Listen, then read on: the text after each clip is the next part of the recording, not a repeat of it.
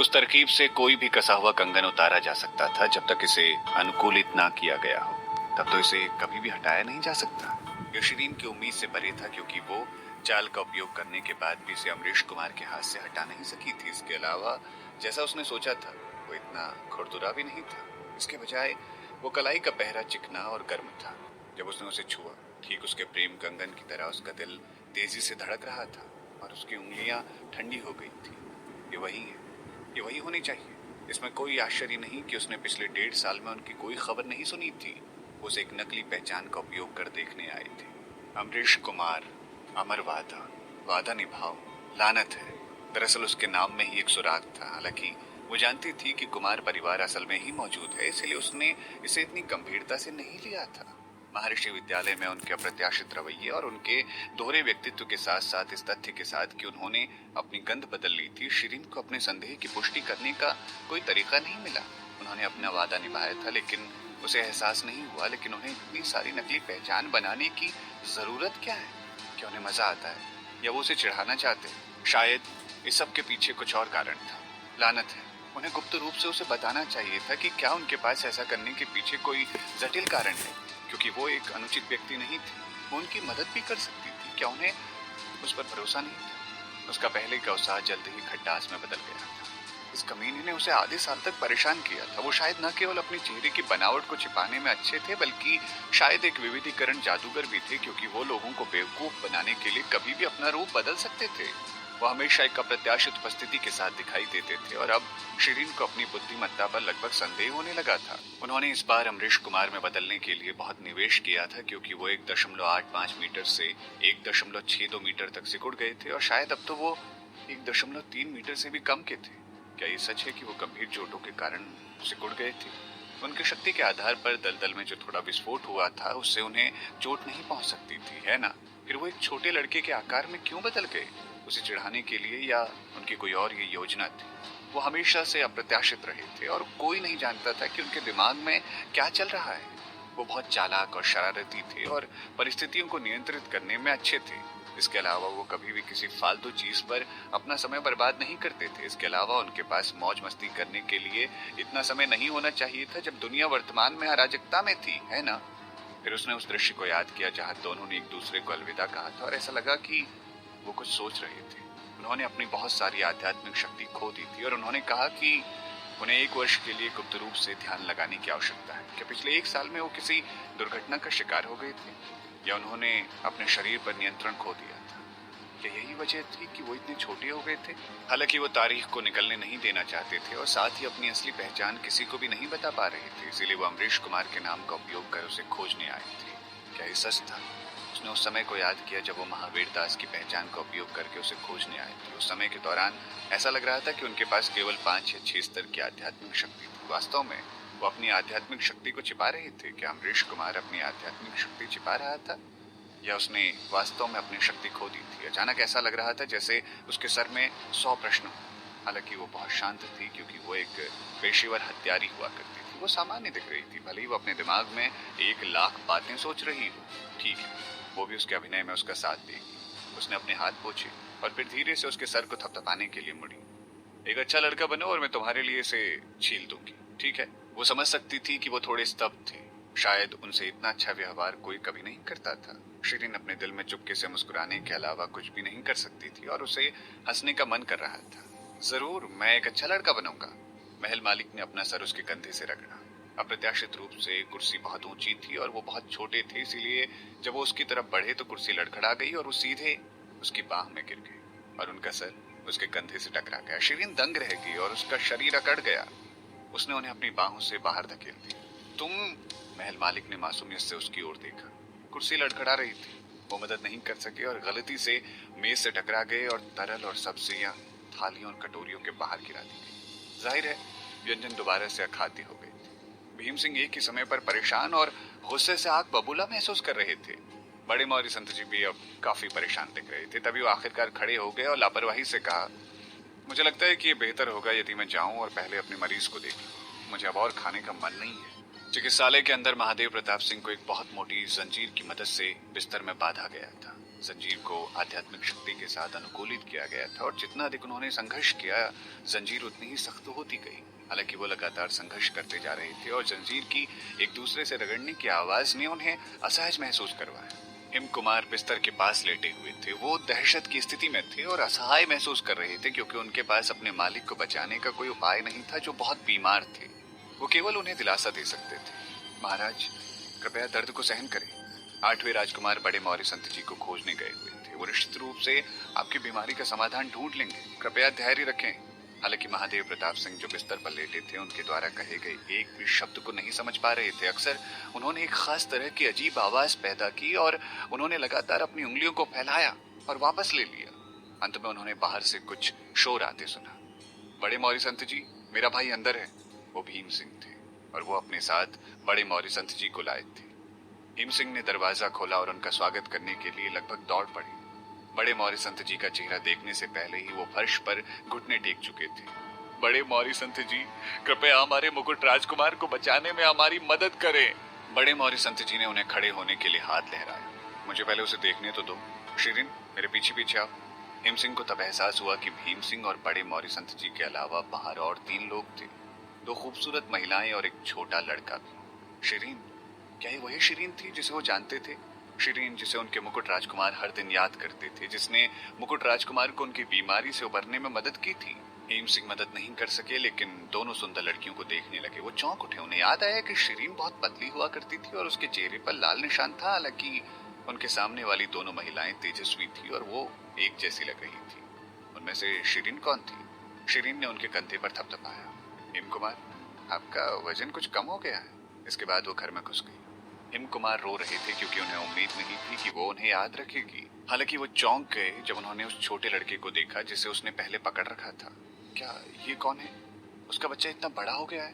हालांकि उन्होंने तुरंत खुद को थप्पड़ मार दिया क्योंकि बच्चा ऐसा लग रहा था कि वो पहले से ही 8 या 9 साल का होगा, लेकिन शिरीन केवल 17 साल की थी। इसका इतना बूढ़ा बेटा कैसे हो सकता है? वो पागल हो गए होंगे। शिरीन को आखिरकार 2 साल बाद महादेव प्रताप सिंह से मिलने का मौका मिला। हालांकि वो लगभग उन्हें पहचान नहीं पाई। शिरीन को आखिरकार 2 साल बाद महादेव प्रताप सिंह से मिलने का मौका मिला। हालांकि वो लगभग उन्हें पहचान नहीं पाई। एक युवक जो कभी इतना आकर्षक और सुंदर हुआ करता था, अब उसका रूप पहले जैसा नहीं रहा था। उनका चेहरा और होंठ गहरे काले हो चुके थे और उसकी आंखों के घेरे गहरे हो चुके थे। उनके सारे कपड़े फटे हुए थे। वो बिस्तर पर एक जंजीर से बंधे हुए थे और वो बिल्कुल भी हिल नहीं सकते थे। हालांकि उनकी आंखें खुली हुई थी और उनमें अनगिनत कोशिकाएं देखी जा सकती थी जो उनकी आंखों को ढक रही थी।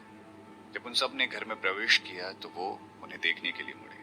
वो संघर्ष करते रहे और शायद वो बिस्तर से नीचे कूद गए होते अगर वो जंजीर से ना बंधे होते और वो उन सबको काट लेते। शिरीन ने अपनी मुट्ठी जकड़ ली क्योंकि महादेव प्रताप सिंह पूरी तरह से एक लाश में बदल गए थे।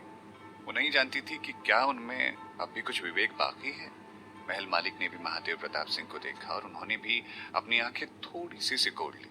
बड़े मौर्य संत जी ने तुरंत मुंह फेर लिया। बड़े मौर्य संत जी के पास खड़ी भीम सिंह ने आह भरी। मेरे भाई ने अपना विवेक खो दिया। प्रभु जिसे देखता है उसे काट लेता है। उन्होंने कुछ पहरेदारों को भी मार डाला है और उनके एक्की पॉइंट को बंद करने से कोई मदद नहीं मिल रही है। इस प्रकार मैं केवल उन्हें बांध सकता था बिस्तर से, जब तक बड़े मौर्य संत जी उनकी जांच करें और उन्हें ठीक कर सके।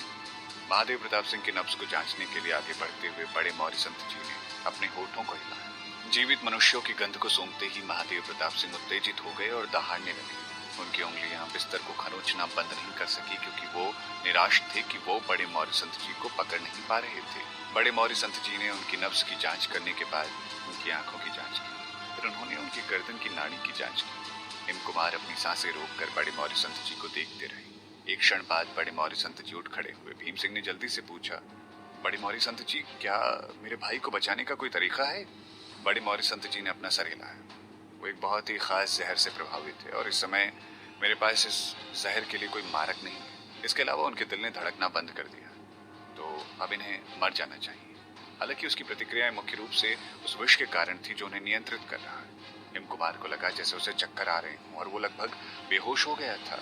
बड़े मौर्य संत जी ही मुकुट राजकुमार के ठीक होने की आखिरी उम्मीद थे। अगर उनके पास कोई समाधान नहीं होगा तो मुकुट राजकुमार की मृत्यु हो जाएगी। उसने जल्दी से बड़े मौर्य संत जी के सामने घुटने टेक दिए। बड़े मौर्य संत जी, शायद शायद कोई और उपाय तो पक्का होगा इसका। क्या आप कृपया फिर से जांच कर सकते हैं? हम मुकुट राजकुमार को मरने नहीं दे सकते। वो लगातार बड़े मौर्य संत जी के सामने घुटने टेक रहा था। बड़े मौर्य संत जी ने अपना सर हिलाया और आह भरी। मेरे पास एक मरे हुए आदमी को बचाने का कोई रास्ता नहीं है। आपको उनके अंतिम संस्कार की तैयारी शुरू कर देनी चाहिए। वो जानते थे कि जहर एक बहुत शक्तिशाली लाश से आया था और वर्तमान में आधुनिक युग से लिए गए उच्च प्रौद्योगिकी उपकरणों का उपयोग करके विज्ञान प्रयोगशाला में जहर का अध्ययन किया जा रहा था। वो जो जानते थे उनके अनुसार उनके पिता इस तरह का विष पैदा करने में माहिर थे। वो लगभग सफल हो गए थे, लेकिन पागल वैज्ञानिक अचानक गायब हो गया था। जब तक नमित गुप्ता की मृत्यु नहीं हुई तब तक उसे ये नहीं पता चला कि पागल वैज्ञानिक अभी भी जीवित था या मृत।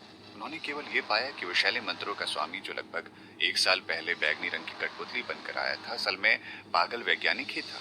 उसने आकाशी ऋषि व्यास साहू जी होने का नाटक किया था। उन्होंने भी इस युग की यात्रा की थी और इतनी बड़ी अराजकता पैदा कर दी थी। महल मालिक इस तथ्य को लेकर सही साबित हो गए थे कि पागल वैज्ञानिक अभी भी जीवित था और वो इस सारी अराजकता के पीछे था। वो शायद मुख्य अपराधी था। हालांकि बड़े मौर्य संत जी पहाड़ों में रहते थे, लेकिन उनके खबरी समाचार का पता लगाने में काफी तेज थे। वास्तव में वो इस सब में शामिल होने के इच्छुक नहीं थे। हालांकि अब ऐसा लग रहा था कि उनके लिए इससे बचना मुश्किल था, क्योंकि उन्होंने महादेव प्रताप सिंह को देख लिया था। अगर उन्होंने पहले कभी इसे नहीं देखा होता तो वो इस बीमारी का इलाज कैसे करते? अगर महादेव प्रताप सिंह अभी भी सांस ले रहे होते तो उनका दिल अभी भी धड़क रहा होता, तो वो उन्हें बचाने की कोशिश कर सकते थे। हालांकि उनका शरीर मर चुका था और जहर उनके दिमाग पर हमला कर रहा था। कुछ ही समय की बात है जब विष उन्हें पूरी तरह से नियंत्रित कर लेगा। भीम सिंह उदास था, यहाँ तक कि बड़े मौर्य संत जी के पास भी इसका कोई समाधान नहीं था। मुझे क्षमा करें, बड़े मौर्य संत जी ने कहा। इन्हें ठीक से इस तरह दफनाना आपके लिए मुश्किल है। शायद आपको उनकी गर्दन तोड़ने पर विचार करना चाहिए, ताकि वो किसी और को चोट न पहुंचाए। भीम सिंह ने अपनी मुट्ठी कस ली। मेरे भाई को बहुत दर्द हो रहा है, मैं कैसे तोड़ सकता हूँ? उसकी गर्दन तोड़ दो, बड़े मौर्य संत जी ने लापरवाही से कहा। मैंने तुमसे कहा है, वास्तव में वो पहले ही मर चुका है, क्योंकि वो वर्तमान में विष द्वारा नियंत्रित किया जा रहा है और यदि आप सावधान नहीं रहेंगे तो ये दूसरों में फैल सकता है। यदि ऐसा होता है तो ये सभी के लिए एक आपदा होगी। यदि आप इसे स्वयं नहीं कर सकते तो मैं इसे आपके लिए कर देता हूँ।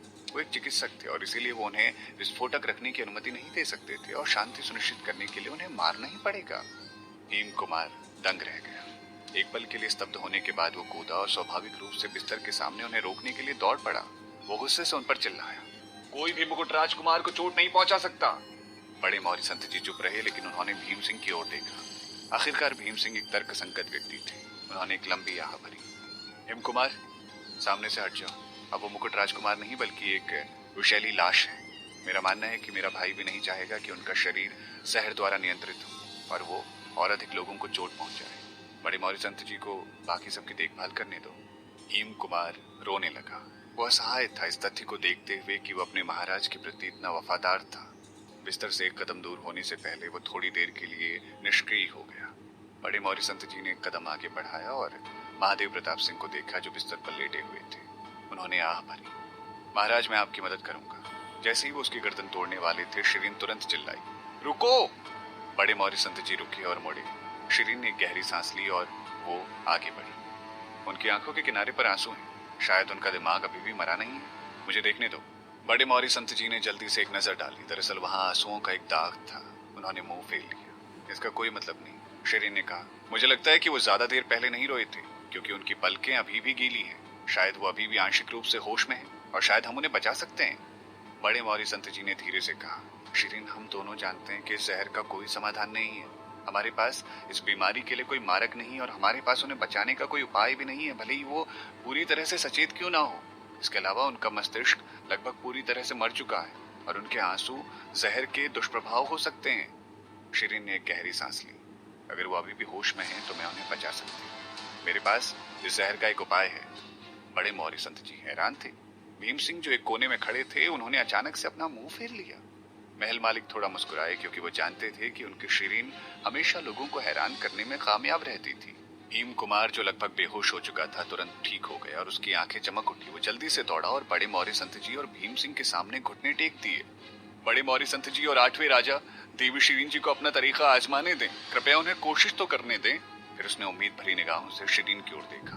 देवी शिरीन जी, कृपया अपनी तरफ से पूरी कोशिश करें। इसके बाद उन्होंने फिर से घुटने टेक दिए। उनके माथे से खून बह रहा था, उसकी आवाज कांप रही थी। इस बिंदु पर बड़े मौर्य संत जी और भीम सिंह उन्हें अस्वीकार नहीं कर सकते थे, लेकिन तानिया गुस्से से पागल हो चुकी थी और गुस्से में उसने कहा, मोहतरमा शिरीन, क्या आप मेरे गुरु को चुनौती देने की कोशिश कर रही हैं? मेरे गुरु दुनिया में नंबर 1 चिकित्सा विशेषज्ञ हैं। आप ये कैसे सुनिश्चित होकर कह सकती हैं कि आपके पास समाधान है, जब मेरे गुरु के पास भी समाधान समाप्त हो गए हैं? क्या आप हमें ये बताने की कोशिश कर रही हैं कि आप उनसे ज्यादा सक्षम हैं, या आप सिर्फ हमारा ध्यान आकर्षित करने की कोशिश कर रही हैं? उसे लग रहा था कि वो शिरीन को चुनौती दे रही है। शिरीन परेशान थी। उसने तुरंत तानिया की ओर देखा और कहा, ये बहुत आम है कि हर किसी के पास अलग अलग ताकत हो। मैं बड़े मौर्य संत जी की चिकित्सा विशेषज्ञता को देखती हूँ और मैं उनकी तुलना में कई पहलुओं में बहुत कमजोर हूँ। हालांकि जब जहर से निपटने की बात आती है तो मैं उनसे बहुत बेहतर हूँ। इसके अलावा एक चिकित्सक के रूप में हमारा काम और दृष्टि जीवन बचाने की है। इसीलिए जो भी सक्षम है उन्हें इस तरह के महत्वपूर्ण समय पर बहस करने के बजाय उदारता से योगदान देना चाहिए और अनुमति देनी चाहिए सहन करना जारी रखने के लिए। तानिया, ये एक सिद्धांत है जिसका आपके गुरु अभ्यास करते हैं। मुझे आशा है कि आप इसे याद रखेंगी। शुरू में शिरीन तानिया के साथ बहुत ज्यादा बातचीत नहीं करना चाहती थी। आखिरकार तानिया के साथ अपने पिछले जीवन के अनुभवों के कारण वो असहज महसूस नहीं कर रही थी। हालांकि जब तानिया ने इतने महत्वपूर्ण समय में उसे चुनौती देने की कोशिश की तो वो इसे बर्दाश्त नहीं कर सकी। तानिया हैरान थी। उसने बड़े मौर्य संत जी की ओर देखा, लेकिन उन्होंने उसकी ओर देखने से इनकार कर दिया। इसके बजाय उन्होंने अजीब तरह से शिरीन को देखा और चुप रहे। शिरीन उनको लेकर और परेशान नहीं होना चाहती थी और वो सीधे महादेव प्रताप सिंह की चोटों की जांच करने चली गई। महादेव प्रताप सिंह भी उसके दोस्त थे और वो पूरी तरह से उन्हें बचाने की कोशिश कर रही थी, भले ही उसके सफल होने की केवल 1% संभावना हो। उसने उनकी नब्ज और दिल की धड़कन की जांच की और महसूस किया कि ये वैसी ही थी जैसे बड़े मौर्य संत जी ने कही थी। दिल की धड़कन का कोई नामो निशान नहीं था। फिर उसने उनके नेत्र गोलक को देखा और महसूस किया कि वो कई रक्त कोशिकाओं से ढका हुआ था और अब वो पुतली और श्वेत पटल में अंतर नहीं कर सकती थी। अगर शिरीन ने उनकी आंखों के अंत में आंसुओं के सूखे दागों पर ध्यान नहीं दिया होता तो उसने भी सोच लेना था कि वो पूरी तरह से एक लाश में बदल गए। उन्होंने वो की आवाज करना बंद नहीं किया था और उनके द्वारा की जाने वाली आवाज की आवृत्ति अधिक होती जा रही थी और अब शिरीन ने उन पर ध्यान देना शुरू किया तो उनकी आवाज तेज हो गई। महाराज, मैं शिरीन हूँ, क्या आप अब भी मुझे याद कर सकते हैं? शिरीन ने अचानक उनसे बात की। उसने अपनी आध्यात्मिक शक्ति का उपयोग किया और अपनी आवाज सीधे उनके कानों में पहुंचा दी। महादेव प्रताप सिंह अब भी वही आवाजें निकाल रहे थे और कुछ भी नहीं बदला था। महामहिम, आपने मुझसे कहा था कि आप उम्मीद करते हैं कि मैं आपकी दोस्त बन जाऊंगी। मैंने हमेशा से आपको अपना दोस्त माना है और मैं अब आपको बचाने की कोशिश कर रही हूँ। आपने मुझसे कहा था कि आप चाहते हैं कि मैं आपको अपने नाम से बुलाऊं क्योंकि यह हमारी दोस्ती को मजबूत बनाता है।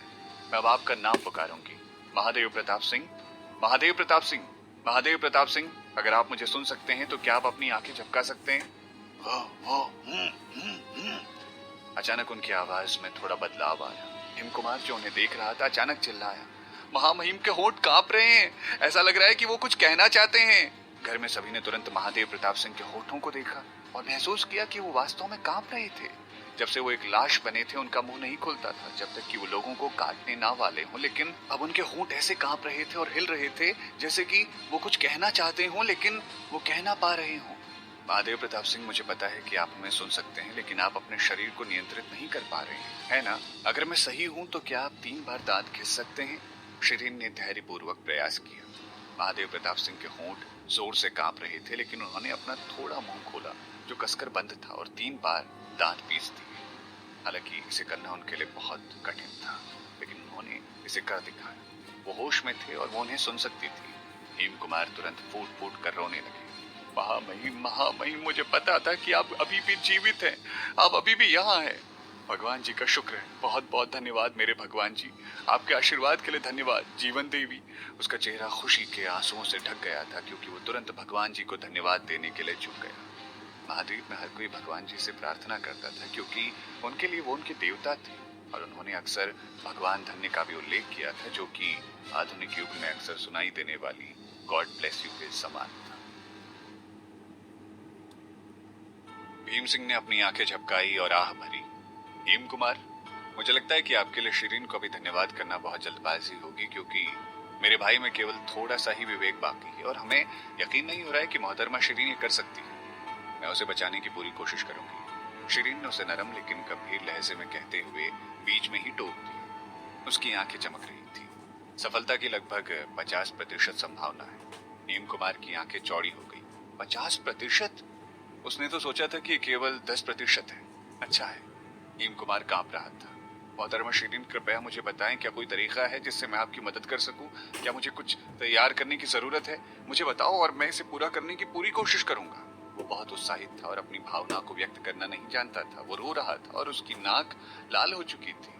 शिरीन वास्तव में मुकुट राजकुमार के लिए सौभाग्य से भरी हुई थी। उसने पहले भी एक बार उसके मालिक को बचाया था और अब वो उन्हें फिर से बचाने वाली थी। ऐसा था जैसे वो जीवन देवी को साक्षात देख रहे। हेम कुमार ने शिरीन की ओर ऐसे देखा जैसे वो कोई देवता हो और वो लगभग घुटने टेक कर उससे प्रार्थना करने लगे। शिरीन ने जल्दी से कहा, बहुत उत्साहित मत होइए, अभी भी असफल होने की 50% संभावना है। कोई बात नहीं, ये ठीक है, कृपया बस अपना सर्वश्रेष्ठ प्रयास करें। हेम कुमार ने हाथ जोड़े। भीम सिंह ने भी शिरीन की ओर देखा। शिरीन, बस अपना सर्वश्रेष्ठ करने की कोशिश करो। इलाज सफल हो या नहीं, इस पर ध्यान दिए बिना आप हमारी उद्धार करता रहेंगी।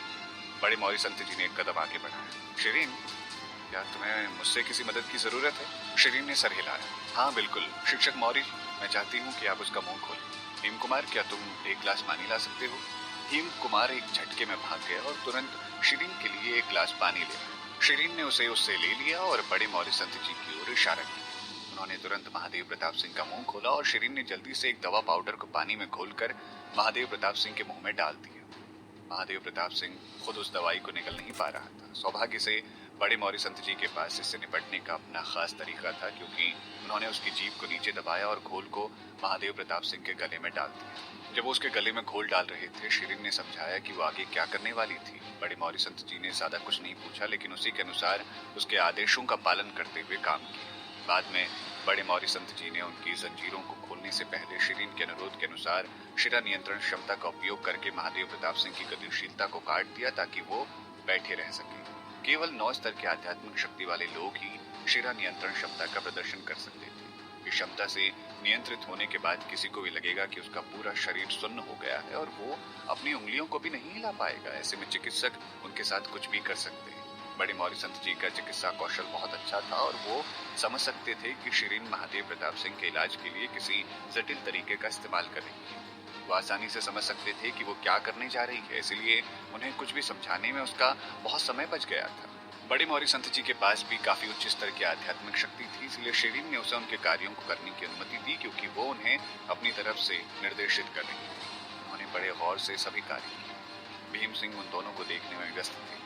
एक कुर्सी पर बैठे हुए महल मालिक भी उन्हें देख रहे थे। वो बहुत शांत थे और बीच बीच में घोल की गंध को सूंघ रहे थे। तानिया ने अपने होठों को शुद्ध किया जब वो उन्हें कोने पर खड़ी होकर देख रही थी। उसके होठ कुछ पीले पड़ रहे थे। उसकी निगाहें शिरीन और बड़े मौर्य संत जी दोनों पर थी। जाहिर तौर पर वो जानती थी कि दोनों एक दूसरे के पूरक हैं और वो जानती थी कि दोनों एक दूसरे को बिना बात किए भी समझ रहे हैं। उसकी मुट्ठी उसके आस्तीन के नीचे कसकर जकड़ी हुई थी। उपचार लगभग 6 घंटे तक चला और शिरीन और बड़े मौर्य संत जी दोनों ने उन 6 घंटों में एक बूंद भी पानी नहीं पिया था और ना ही कोई खाने की चीज खाई थी। हालांकि अमरीश कुमार कई बार घर के अंदर और बाहर जा चुका था। जाहिर तौर पर वो घूमने के लिए बाहर जा रहे थे ताकि वो उबाऊपन से बच सके। उस वक्त सबका ध्यान महादेव प्रताप सिंह पर था, इसीलिए किसी ने उसकी ओर ध्यान देने की जहमत नहीं उठाई। चिकित्सालय मौर्य कबीले के संरक्षण में था, इसीलिए कोई भी इसका अपहरण नहीं कर सकता था, भले ही वो भटक क्यों न जाए। फिर भी भीम सिंह ने उसे बीच बीच में याद दिलाया जब वो पहली बार भटक गए थे। आखिर में उन्होंने भी ज्यादा ध्यान नहीं दिया। वास्तव में महादेव प्रताप सिंह पूरी तरह से मरे नहीं थे, बल्कि जहर से नियंत्रित किए जा रहे थे। उनकी आध्यात्मिक शक्ति धीरे धीरे ठीक हो रही थी और उनके चेहरे पर काले रंग के धब्बे धीरे धीरे फीके पड़ रहे थे, क्योंकि उनके शरीर की प्रणाली से जहर धीरे धीरे साफ हो रहा था। उनकी धड़कन और सांसें भी धीरे धीरे ठीक हो रही थी। हेम कुमार ने तुरंत अपने आंसू छोड़े और कुछ देर के लिए फर्श पर चुपचाप रोता रहा। जब उसने देखा कि उसके मालिक की आंखें धीरे धीरे खुल रही है और उनकी छाती फिर से ऊपर नीचे होने लगी है, वो जानता था कि शिरीन और बड़े मौर्य संत जी उसके मालिक को नरक से वापस खींच कर निकालने के लिए एक गहन युद्ध से गुजरे थे। हालांकि शिरीन और बड़े मौर्य संत जी को पसीना आ रहा था, लेकिन उन्होंने भी राहत महसूस की। शिरीन सीधे पास की कुर्सी पर गिर गई और अपनी थकावट के कारण बोल नहीं पा रही थी, क्योंकि कुछ प्रक्रियाएं ऐसी थी जिन्हें उसे खुद ही संचालित करने की आवश्यकता थी। अचानक किसी ने उसके होठों पर एक कप पानी डाला। शिरीन ने अपना सर घुमाया और देखा कि अमरीश कुमार की सुंदर आंखें उसे देख रही थी। इसे पी लो, तुम्हें अभी बहुत प्यास लग रही होगी। शिरीन ने इसे अस्वीकार नहीं किया, लेकिन तुरंत पानी अपने मुंह में डाल लिया। पानी में एक हल्की सुगंध थी और वो पानी पीने के बाद बहुत बेहतर और ऊर्जावान महसूस कर रही थी। जाहिर है उन्होंने पानी में कुछ मिलाया था। शिरीन ने अपना हाथ उठाया और उसका सर थपथपाया। अच्छे बच्चे। अमरीश कुमार हैरान थे। उसने उसका छोटा हाथ थपथपाया और बोलना जारी रखा। अच्छे लड़के, चलो बड़े मौर्य संत जी के लिए भी एक गिलास ले आओ। अमरीश कुमार परेशान था लेकिन वो कुछ नहीं बोला। उसने उसकी तरफ देखा और फिर प्याला मेज पर छोड़कर भाग गया। ये छोटा बच्चा कितना अहंकारी है। सौभाग्य से हिम कुमार एक समझदार व्यक्ति था। उसने झट से एक कप शहद और पानी का घोल बनाया और उसे बड़े मौर्य संत जी को सौंप दिया। शिरीन का समाधान काफी प्रभावी था क्योंकि महादेव प्रताप सिंह आखिरकार 2 घंटे के बाद जाग गए। वो पिछले कुछ दिनों में जमा हुई थकान के कारण थक गए थे क्योंकि वो एक लाश में तब्दील हो गए थे। हालांकि वो अब जाग रहे थे फिर भी वो बहुत कमजोर लग रहे थे और केवल कुछ वाक्य ही बोल पाए। जब वो उठे तो उन्होंने शिरीन की ओर देखा। शिरीन। हालांकि उन्होंने धन्यवाद कहने के लिए ज्यादा कुछ नहीं कहा लेकिन उनके हाव भाव उनकी ओर से बोल रहे थे। उनके बोलते ही सभी ने राहत महसूस की। हिम कुमार फर्श पर झुककर प्रभु को धन्यवाद करने लगा। फिर उसने शिरीन और बड़े मौर्य संत जी को प्रणाम किया। शिरीन मदद नहीं कर सकी और उसने अपनी पलकों को रखा। हिम कुमार, तुमने कम से कम कुछ 100 बार घुटने टेक लिए, क्या तुम्हें चक्कर नहीं आ रहे? कृपया उठो। हिम कुमार ने गंभीर स्वर में कहा। मैं निश्चित रूप से एहसान वापस कर दूंगा। मोहतरमा शिरीन और बड़े मौर्य संत जी, कुछ 100 बार घुटने टेकना आपकी दयालुता की तुलना में कुछ भी नहीं है। मैं एक भी आवाज नहीं करूंगा, भले ही आप मेरी जिंदगी मुझसे क्यों ना छीन लें। तानिया, जिसे काफी समय से उपेक्षित किया गया था, उसने अचानक कहा, वास्तव में ये मेरे गुरु का योगदान था। वो शारीरिक रूप से मदद करने में इतने व्यस्त थे और शिरीन ने तो केवल वहीं खड़ी होकर मौखिक रूप से निर्देश दिए। वो सिर्फ बीच बीच में मदद कर रही थी। शिरीन मुस्कुराई लेकिन चुप रही। बड़े मौर्य संत जी ने तानिया की ओर देखते हुए अपनी आंखें सिकोड़ ली। तानिया, कोई भी ये नहीं सोचेगा कि तुम गूंगी, भले ही तुम चुप रहो। बाहर निकल जाओ। तानिया का चेहरा पीला पड़ गया और वो आंसुओं से भरी आंखों की एक जोड़ी के साथ वहां से भाग गई। बड़े मौर्य संत जी ने मुड़कर शिरीन की ओर देखा। शिरीन, वो बात करने में अच्छी नहीं है, इसे व्यक्तिगत रूप से ना ले। शिरीन मुस्कुराई। बिल्कुल, वो इतनी महत्वहीन बात की परवाह क्यों करेगी? बड़े मौर्य संत जी ने कुछ देर उसकी ओर देखा। ये तुम्हारा बड़प्पन है। इसके बाद वो कमरे से बाहर चले गए। शिरीन एक सेकंड के लिए रुकी और सोचने लगी कि वो परेशान लग रहे थे, लेकिन क्यों? क्योंकि वो रात भर महादेव प्रताप सिंह की हालत देखने वाले थे, इसलिए सभी ने रात भर आराम घर में रुकने का फैसला किया। नरम और आरामदायक रजाई से हल्की सुगंध आ रही थी और फर्नीचर से रसीन जैसी महक आ रही थी। वो आराम घर के सबसे बढ़िया कमरों में से एक के अंदर थे। हर एक कमरे में रजाई के साथ एक पलंग था।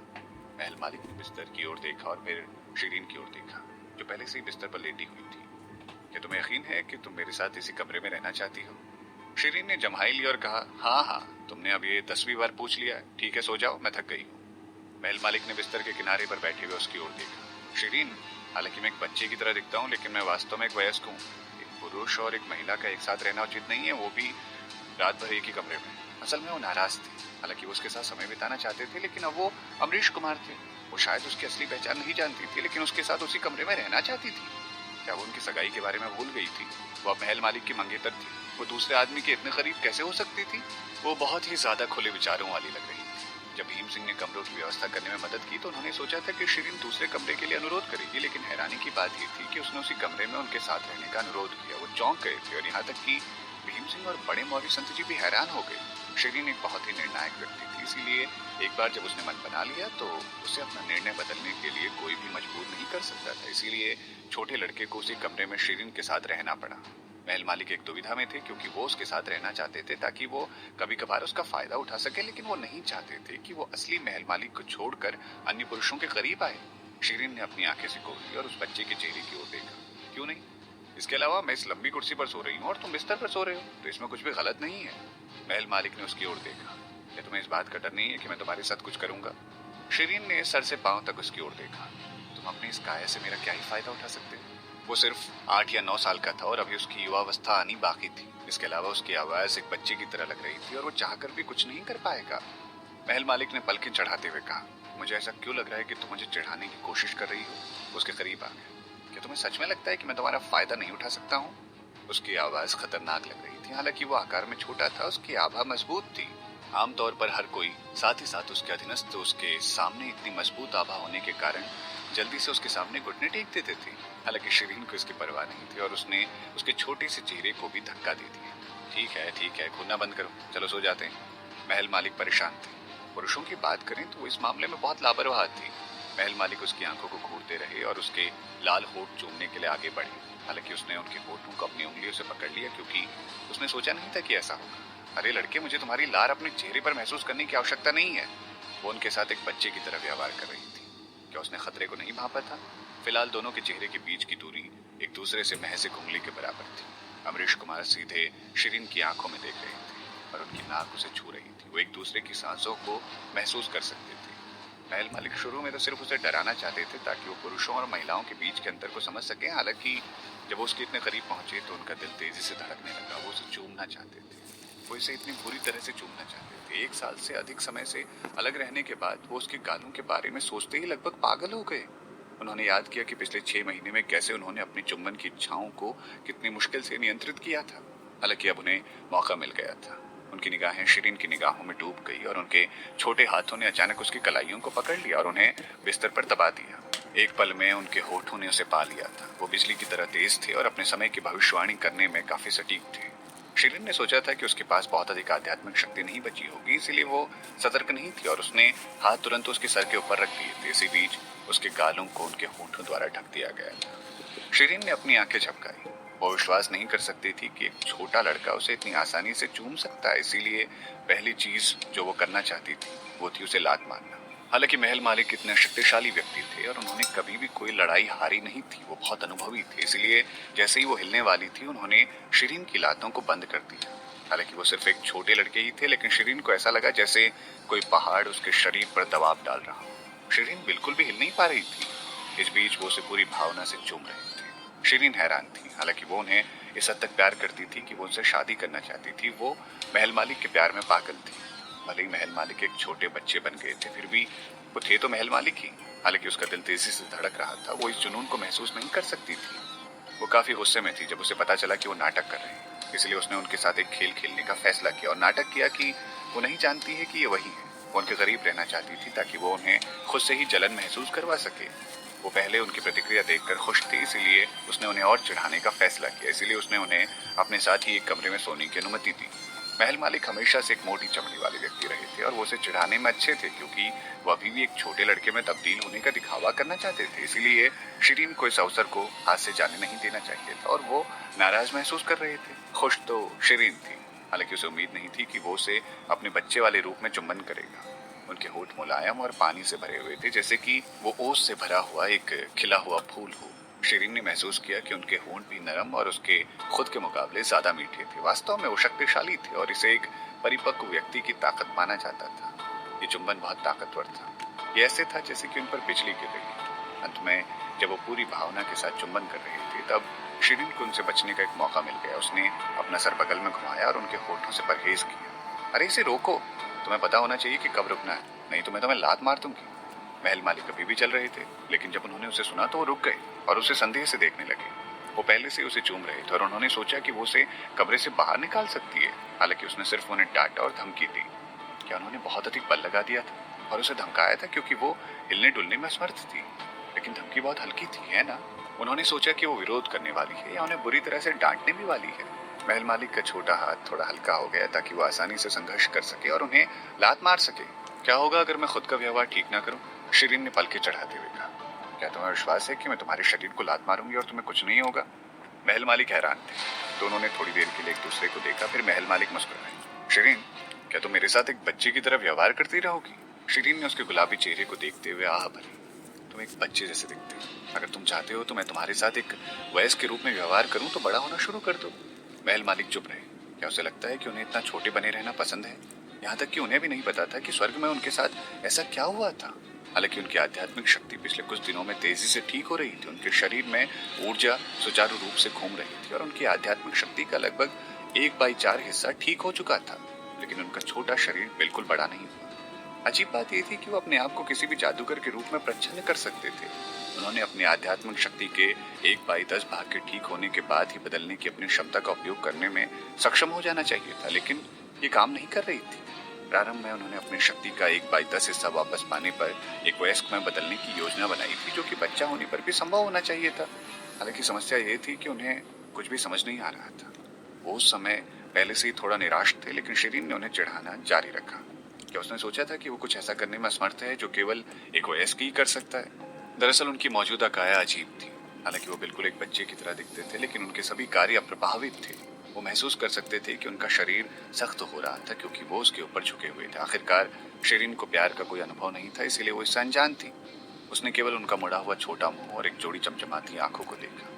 उनके दिमाग में आखिर क्या चल रहा था? क्या वो अभी भी उसे सच बताने से कतरा रहे थे? अचानक शिरीन पलट गई और उन्हें पकड़ लिया। महल मालिक को आश्चर्य हुआ क्योंकि वो अभी भी सोच रहे थे, इसलिए उनकी आंखों को देखते ही उसका शरीर अकड़ गया। तुम? शिरीन ने उनके होठों पर एक उंगली रखी और एक मोहक मुस्कान के साथ उनकी ओर देखा। अमरीश, वास्तव में तुम इस छोटे बच्चे के रूप में इतने प्यारे लगते हो कि तुम मुझे दीवाना बना देते हो। मेरा तुम्हें काटने का मन करता है। शिरीन ने वही किया। दरअसल उसने उसका गाल काट दी। मुझे बच्चों के चेहरे काटना पसंद है। महल मालिक चौंक गए। वो उनके साथ छेड़खानी कर रही थी। हालांकि ये देखने में ऐसा था जैसे कि वो केवल एक बच्चे को चुंबन कर रही थी। वो रेखा को पार कर गई होती अगर वो बच्चा नहीं कोई वयस्क होता। आखिरकार उसने अमरीश कुमार का वयस्क संस्करण देखा था और वो जानती थी कि वो वास्तव में एक परिपक्व किशोर है। अगर उसने जारी रखा, लेकिन उसे तो बच्चों के साथ खेलना पसंद नहीं था।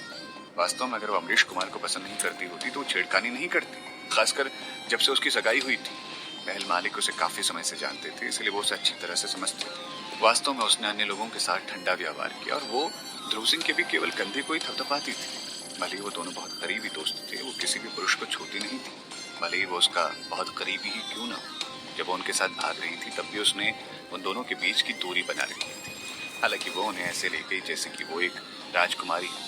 उसने उन्हें छोड़ना नहीं था, बल्कि वो केवल उन्हें बचाने के लिए, अपने दोस्त को बचाने के लिए उन्हें यहाँ लाई थी। हालांकि जब से उन्होंने एक साथ खाना खाया था तब से वो उन्हें चिढ़ा रही थी। क्या उसने उनकी पहचान का अनुमान लगा लिया था? जब से उन्होंने एक साथ भोज किया है तब से शिरीन उन्हें चिढ़ा रही है। क्या उसने उनकी पहचान का पता लगा लिया है? क्या यही कारण है कि वो उसके साथ ऐसा व्यवहार कर रही है? आखिर महल मालिक एक चतुर व्यक्ति थे।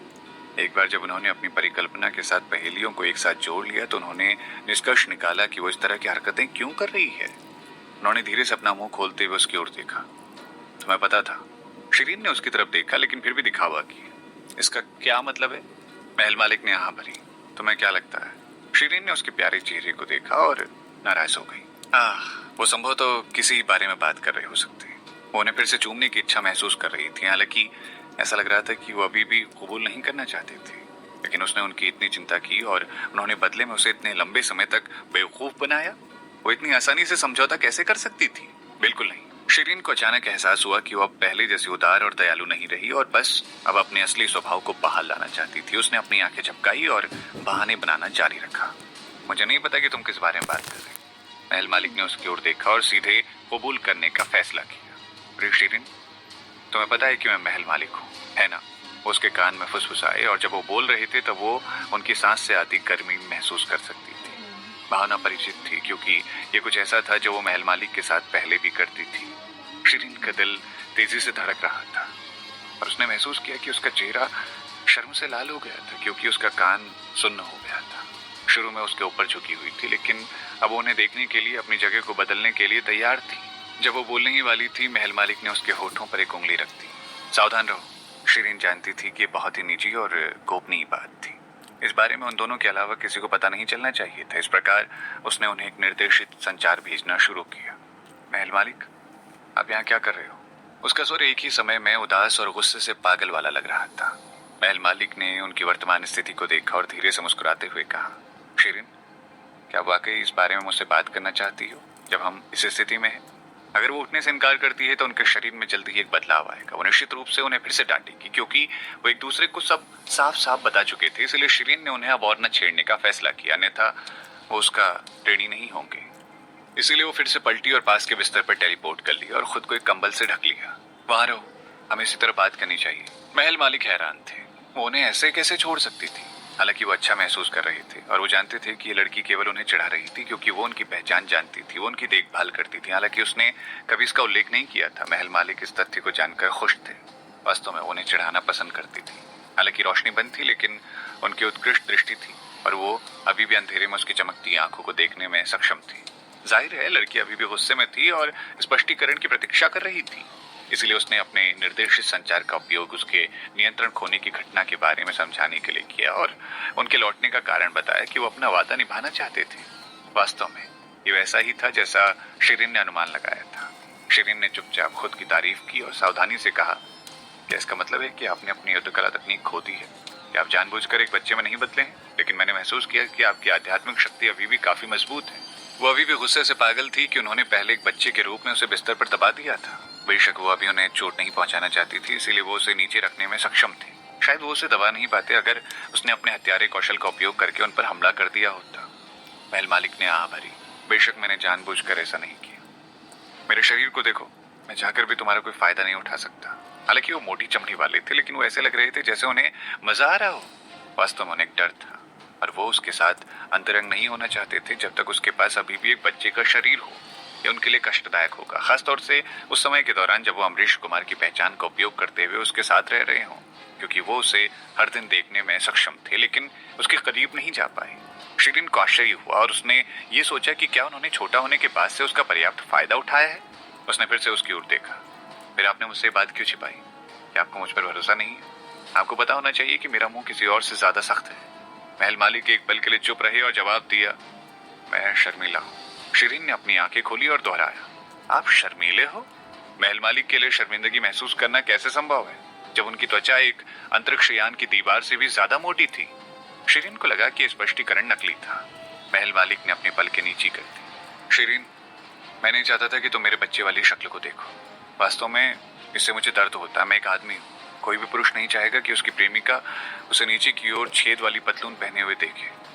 उन्हें इतने छोटे बच्चे में तब्दील होकर ऐसा लगा जैसे उन्होंने अथाह पतलून पहन रखी हो। शिरीन ने कुछ समय के लिए विचार किया, इससे पहले कि उसने संकेत दिखाए कि वो समझ गई है। हालांकि वो अभी भी परेशान थी कि उन्होंने उसे इससे छिपाया था। जब वो कुछ कहने वाली थी, महल मालिक ने बोलना जारी रखा, इसके अलावा मुझे उम्मीद नहीं थी कि ये प्रभाव इतने लंबे समय तक रहेगा और मैंने सोचा था कि मैं 1 या 2 महीने के बाद अपने मूल स्वरूप में वापस आ जाऊंगा। लेकिन शिरीन परेशान थी। वो 1 सेकंड के लिए रुकी और कहा, मैं आपके व्यवहार को बहुत पहले समझ गई थी, लेकिन मुझे लगता है कि आपको मुझे बताना चाहिए था, क्योंकि मैं खुद को आपकी मंगेतर मानती हूँ, क्योंकि हमारी सगाई हो चुकी है। अगर आपने चुपके से मुझे बता दिया होता तो मैं आपकी मदद करती। मुझे इसके बारे में बताना तो था। आपने मुझसे सच्चाई छिपाने का फैसला किया। क्या आप जानते हैं कि मैं आपको लेकर कितनी चिंतित थी? आपके बारे में कोई खबर नहीं मिल रही थी और मैं आपके दूतों को भी नहीं ढूंढ पा रही थी। मुझे नहीं मिला मेरी मदद करने के लिए कोई भी। उसे सुनकर ऐसा लग रहा था जैसे वो रोने वाली थी बोलते बोलते। महल मालिक हैरान थे।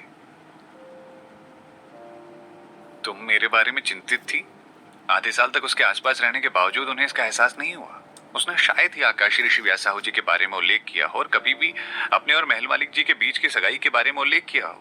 वो ऐसा अभिनय करती थी जैसे कि वो उनके बारे में भूल गई हो, अन्यथा वो उसे पहले बता देता। शिरीन जानती थी कि उन्हें उस पर विश्वास नहीं था।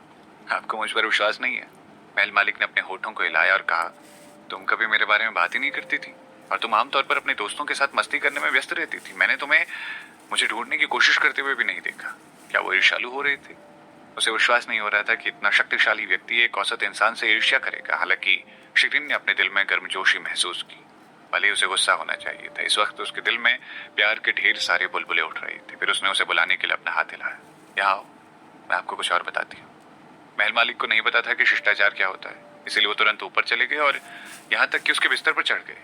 उन्होंने उसका कम्बल खोला और फिर उसके बिस्तर में घुस गए। फिर उन्होंने उसकी तरफ देखा और उसके बगल में लेट गए। अपने एक हाथ से अपने सर को सहारा देते हुए वो बोले, तो मुझे क्या बताना चाहती है? क्योंकि उनकी पहचान उजागर हो चुकी थी, इसीलिए उन्हें अब छोटा बच्चा बनने का दिखावा नहीं करना पड़ेगा। इसीलिए अब उन्होंने जो भी हरकत की वो बिल्कुल पुराने महल मालिक जैसी थी। शिरीन ने महसूस किया कि उनके होठों का आकार काफी प्यारा था जब उसने उन्हें देखा। जब वो एक वयस्क के रूप में मुस्कुराते थे तो वो मोहक लगते थे। शिरीन उन्हें चूमना चाहती थी जब वो इस तरह से उसे देखते थे, भले ही वो एक 8 या 9 साल के लड़के के स्वरूप में ही क्यों ना मुस्कुरा रहे हो। वो बहुत अच्छा महसूस कर रही थी, इसलिए उसने उन्हें फिर से अपने शरीर के नीचे दबा दिया। महल मालिक दंग रह गए, क्योंकि उन्हें नहीं पता था कि वो इतनी मजबूत होगी। हालांकि उन्होंने उसका विरोध नहीं किया, बल्कि उसे वो करने दिया जो वो करना चाहती थी। उन्होंने बस उसकी तरफ देखा और पूछा, क्या तुम क्या कर रही हो? तुम्हें चूम रही हो। शिरीन ने बिना किसी हिचकिचाहट के उत्तर दिया। उसने उनके सर पर हाथ फेरा, उन्हें देखा और उन्हें चूमना शुरू कर दिया। वो उनकी पलकों को भी चूम रही थी, उनके कंधे को भी, उनकी नाक के सिरे को भी उसने चूमा और अंत में उनके गालों तक पहुंची और उन्हें चूमने लगी। वो गहराई से उनके नरम होठों को चूम रही थी और फिर उनके कानों के बगल में पहुंचकर फुसफुसाई, मुझे आपकी कितनी याद आती थी। वो दिखाने के लिए आवश्यक नहीं है कि मैं बार बार आपके नाम का उल्लेख करूं। मैं दिन के दौरान शांत होने का नाटक करती थी और अपने आप को शांत रख के काम करने के लिए मेरे साथियों के साथ मजा और अभ्यास करने की कोशिश करती थी। मैं मजबूत होना चाहती थी ताकि मैं आपके साथ खड़ी रह सकूं। मैं आपकी छाया नहीं बनना चाहती थी और हर जगह केवल आपका अनुसरण नहीं करना चाहती। मैंने सोचा कि पति और पत्नी को एक साथ उतार चढ़ाव से गुजरना चाहिए। मैं बहुत मेहनत करती हूँ दिन के समय, लेकिन मैंने आपको रात में बहुत याद किया। मुझे प्यार के कंगन को दिन में कई बार देखना पड़ता था क्योंकि मुझे चिंता है कि ये टूट जाएगा। वो उदास हो गई। आपने वादा किया था कि आप 1 साल बाद मुझसे मिलने आएंगे, लेकिन आपने उसे पूरा नहीं किया। हर बार जब मैं बाहर गई, मैंने आपको पुकारने की कोशिश की, लेकिन बदले में मुझे कोई जवाब नहीं मिलता था। मुझे कैसे पता चलेगा कि आप हर दिन मेरा पीछा किया करते थे और मुझे एक अलग पहचान के साथ बेवकूफ बना रहे थे? क्या आपको मुझ पर भरोसा नहीं है? क्या आप चिंतित हैं कि मैं आपको धोखा दे दूंगी? क्या इसीलिए आपने हमेशा मेरी परीक्षा ली? क्या आप जानते हैं कि अब आप एक बेवकूफ की तरह दिखते हैं? क्या आपको लगता है कि आप कोई रांझा नहीं हो, ना ही मैं कोई हीर हूँ? उस बेवकूफ ने 18 साल तक अपने देश से दूर रहकर किसी और से शादी कर ली थी। जब वो वापस आया तो उसने अपनी पत्नी के बारे में सोचा और सोचा कि क्या उसने उन 18 सालों में उसका इंतजार किया था या नहीं। वो चिंतित था कि उसकी पत्नी उसे धोखा देती कि इसलिए उसने एक दूसरी पहचान के साथ उसे परखा। जब वो उन्हें चूमने के लिए पहल कर रही थी तब महल मालिक का शरीर थोड़ा कठोर हो गया। वो सोच रहे थे कि वो आज इतनी आक्रामक क्यों है।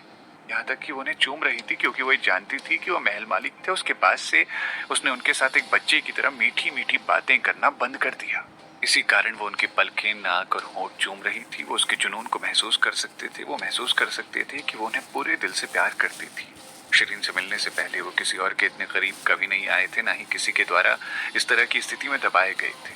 वैसे भी उन्हें उस स्थिति में रहना अच्छा लग रहा था। ये शहद के कुंड में भीगने के समान अच्छा था और वो अधिक नहीं मांग सकते थे। उसके प्यार की मिठास का बहुत आनंद उठा रहे थे वो, खासकर जब शिरीन ने उनसे कबूल कर लिया था कि वो उनको लेकर चिंतित थी। वो चाहते थे कि ये क्षण अनंत काल तक बना रहे। बेशक ये बेहतर हो पाता अगर वो अपने मूल स्वरूप में वापस आ पाते। उन्होंने उसके कबूल करने का तरीका पसंद किया था और साथ ही वो थोड़ा छुआ हुआ महसूस कर रहे थे।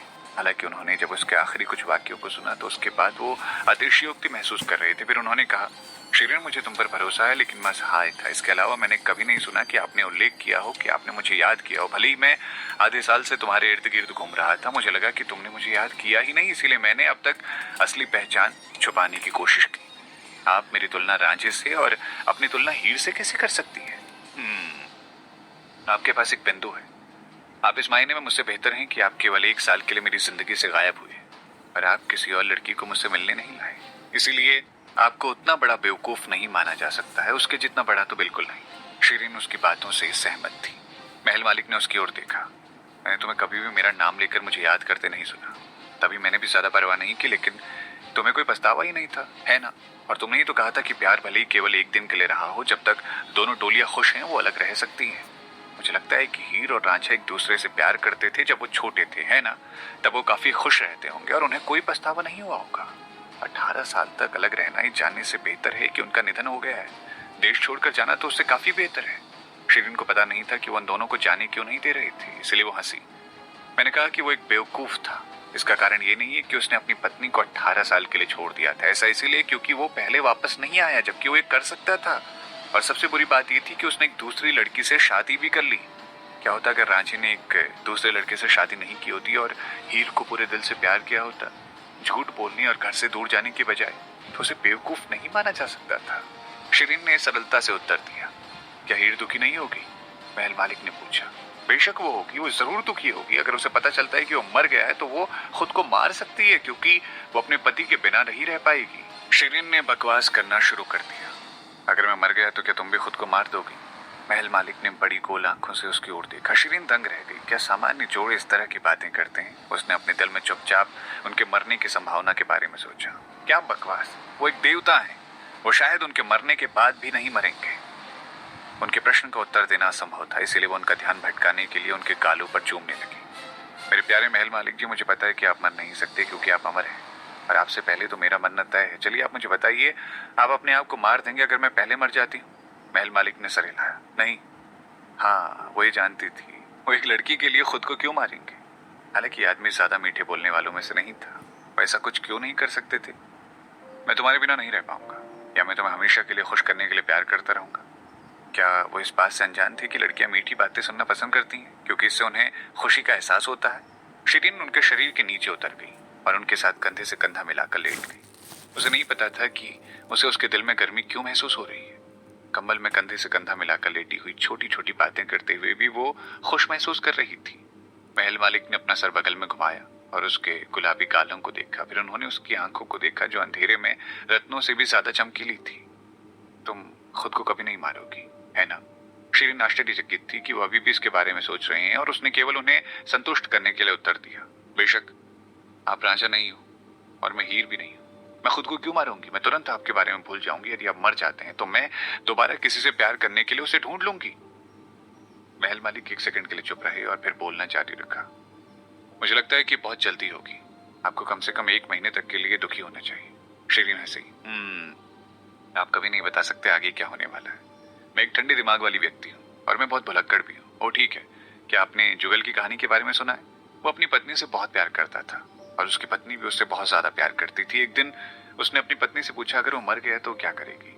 पत्नी ने रोते हुए कहा कि वो खुद को मार डालेगी और उसका पीछा करेगी। जुगल ये सुनकर बहुत प्रभावित हुआ और उसने अपनी पत्नी से कहा कि वो उसका पीछा ना करे। उसने उसे कहा कि अगर वो उसकी कब्र पर रखी मिट्टी सूख जाने के बाद किसी और आदमी से दोबारा शादी कर सकती है तो उसे खुशी होगी। उसकी पत्नी चिंतित और दुखी थी जब उसने कहा कि वो ऐसा कैसे कर सकती है। हालांकि एक दिन वो आखिरकार मर गया। उसकी पत्नी बहुत दुखी थी और उसे दफना दिया गया। दुर्भाग्य से उसकी पत्नी को कुछ दिनों के बाद एक और आदमी से प्यार हो गया और उसने उसकी कब्र पर रखी मिट्टी को तेजी से सुखाने के लिए पंखे का इस्तेमाल किया ताकि वो जल्दी से दूसरे आदमी से शादी कर सके।